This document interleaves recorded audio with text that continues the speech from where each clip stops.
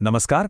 क्या कभी सोचा है कि एक मामूली सा कंपन कैसे संगीत, बातचीत और यहाँ तक कि मॉडर्न टेक्नोलॉजी की बुनियाद बन सकता है? चलिए, आज हम पता लगाते हैं ध्वनि की इसी आकर्षक दुनिया का, वो अदृश्य शक्ति जो हर पल हमारे चारों ओर मौजूद है। तो चलिए एक बड़े ही दिलचस्प सवाल से शुरू करते हैं। एक मीठा सा संगीत का सुर और एक विनाशकारी भूकंप, इन दोनों में भला क्या एक जैसा हो सकता है? सुनने में तो ये दोनों चीजें एक दूसरे से बिल्कुल अलग लगती हैं, है ना? और इसका जवाब जितना हैरान करने वाला है, उतना ही आसान भी। दोनों की शुरुआत एक कंपन, एक वाइब्रेशन से होती है। जी हाँ, यही वो एक धागा है जो ध्वनि की पूरी दुनिया को एक साथ पिरोता है। ठीक है, तो चलिए अब इसमें थोड़ा और गहराई से उतरते हैं। हर आवाज, चाहे वो हल्की सी फुसफुसाहट हो या कोई जोरदार धमाका, वो हमेशा किसी न किसी कांपती हुई चीज से ही पैदा होती है। तो ये कंपन आखिर है क्या? आसान भाषा में कहें तो ये बस किसी भी चीज का अपनी जगह पर तेजी से आगे पीछे हिलना है। जरा एक गिटार के तार या मंदिर में बजती घंटी के बारे में सोचिए, बस वही कंपन है। अब होता क्या है, जब कोई चीज कंपन करती है तो वो अपने आसपास के कणों को, मान लीजिए हवा के मॉलिक्यूल्स को, धक्का देती है। और यहाँ एक मजेदार बात है, ये कण खुद चलकर हमारे कान तक नहीं आते। नहीं, वो बस अपनी एनर्जी को अपने बगल वाले कण को पास कर देते हैं, बिल्कुल एक डोमिनो इफेक्ट की तरह। और बस यहीं से जन्म होता है ध्वनि तरंग का, एक साउंड वेव का। ये एनर्जी एक लहर के रूप में बाहर की तरफ फैलने लगती है।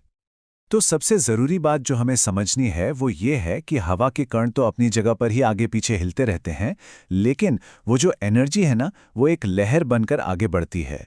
इसकी कल्पना आप एक स्टेडियम वेव की तरह कर सकते हैं, जहां लोग अपनी सीट पर ही खड़े होते हैं और बैठ जाते हैं, लेकिन वो लहर पूरे स्टेडियम का चक्कर लगा लेती है। अब इस ध्वनि तरंग के दो मुख्य हिस्से होते हैं। एक है संपीड़न, जहां हवा के कण एक दूसरे के बहुत पास आ जाते हैं, दब जाते हैं। और दूसरा है विरलन, जहां यही कण फैल जाते हैं। तो ध्वनि असल में इन्हीं संपीड़न और विरलन की एक सीरीज है जो आगे बढ़ती है, कुछ एक स्लिंग की खिलौने की तरह, जिसे हम धक्का देते हैं और खींचते हैं। ये अंतर समझना बहुत जरूरी है। कण वो तो बस अपनी जगह पर ही नाच रहे हैं, आगे पीछे। लेकिन जो तरंग है, यानी असल में जो ध्वनि है, वो स्रोत से सुनने वाले तक का पूरा सफर तय करती है। चलिए अब आगे बढ़ते हैं और ये समझते हैं कि इन तरंगों के कौन से गुण ये तय करते हैं कि हमें आवाज कैसी सुनाई देगी। देखिए, जो हम सुनते हैं, यानी आवाज का ऊंचा या नीचा होना और उसका धीमा या तेज होना, वो सीधे सीधे तरंग के गुणों से जुड़ा है। आवाज की जो पिच है वो तय होती है तरंग की फ्रीक्वेंसी से, और आवाज की जो लाउडनेस है वो तय होती है उसके एम्पलीट्यूड से।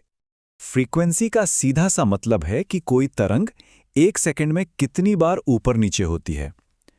जितनी तेजी से कंपन होगा, फ्रीक्वेंसी उतनी ही ज्यादा होगी और आवाज उतनी ही ऊंची या तीखी सुनाई देगी, जैसे किसी सीटी की आवाज।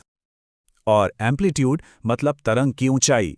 कंपन में जितनी ज्यादा एनर्जी होगी, तरंग उतनी ही ऊंची उठेगी, यानी एम्पलीट्यूड उतना ही बड़ा होगा, और नतीजा, आवाज उतनी ही तेज होगी। सोचिए जैसे किसी ड्रम पर जोर से चोट की जाए। ठीक है, तो अब हम ये समझ गए हैं कि ध्वनि तरंगें क्या हैं और कैसे काम करती हैं। तो चलिए अब कुछ मजेदार देखते हैं कि कैसे इन्हीं आसान से सिद्धांतों का इस्तेमाल करके हम दुनिया को एक तरह से देख भी सकते हैं। और इसकी शुरुआत होती है एक बहुत ही जानी पहचानी चीज से, गूंज से। गूंज, या जिसे हम इको कहते हैं, वो तब पैदा होती है जब ध्वनि की तरंगें किसी दूर की सतह से टकराकर हमारे पास वापस लौट आती हैं। ये ध्वनि का रिफ्लेक्शन है, बिल्कुल वैसे ही जैसे आईने से रोशनी रिफ्लेक्ट होती है। एक साफ गूंज सुनने के लिए आवाज के सोर्स और उस सतह के बीच कम से कम 17.2 मीटर की दूरी होनी चाहिए। ऐसा क्यों? क्योंकि हमारे दिमाग को असली आवाज और लौटी हुई आवाज में फर्क करने के लिए करीब करीब 0.1 सेकंड का गैप चाहिए होता है, और इतनी देर में ध्वनि यह दूरी तय कर लेती है। तो गूंज तो वो ध्वनि हुई जिसे हम सुन सकते हैं, लेकिन उस ध्वनि का क्या जिसकी फ्रीक्वेंसी इतनी ज्यादा है कि हमारे कान उसे सुन ही नहीं सकते। इसे कहते हैं अल्ट्रासाउंड, यानी 20,000 हर्ट्ज से भी ज्यादा फ्रीक्वेंसी वाली ध्वनि। और इसकी तो जैसे सुपर पावर्स हैं, मेडिकल में शरीर के अंदर देखने से लेकर इंडस्ट्री में मशीनों की सफाई तक, और प्रकृति में तो चमगादड़ इसी का इस्तेमाल करके अंधेरे में अपना शिकार ढूंढते हैं। कमाल है ना? इसी सिद्धांत का एक और बेहतरीन इस्तेमाल है सोनार, मतलब साउंड नेविगेशन एंड रेंजिंग। ये कैसे काम करता है? बड़ा सीधा है। एक जहाज पानी के नीचे एक साउंड पल्स भेजता है। वो पल्स जाकर समुद्र की सतह या किसी चीज से टकराती है और वापस लौटती है। जहाज बस ये हिसाब लगाता है कि इस गूंज को वापस आने में कितना टाइम लगा, और बस दूरी का पता चल जाता है।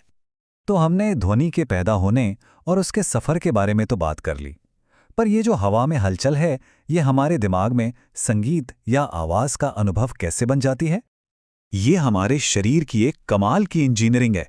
सबसे पहले हमारा बाहरी कान ध्वनि तरंगों को इकट्ठा करके अंदर भेजता है। फिर ये तरंगे कान के पर्दे से टकराकर उसमें कंपन पैदा करती हैं।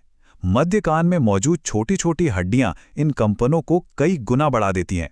इसके बाद भीतरी कान इन कंपनों को इलेक्ट्रिकल सिग्नल्स में बदल देता है, और आखिर में ये सिग्नल्स नसों के जरिए हमारे दिमाग तक पहुंचते हैं, जो इन्हें आवाज के रूप में समझता है।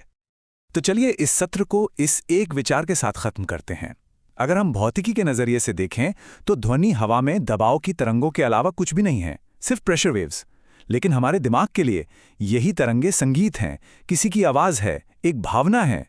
तो ये जो भौतिक दुनिया और हमारे अनुभव के बीच का फासला है, ये हमें इस पर सोचने के लिए मजबूर करता है कि जिसे हम वास्तविकता कहते हैं वो असल में है क्या।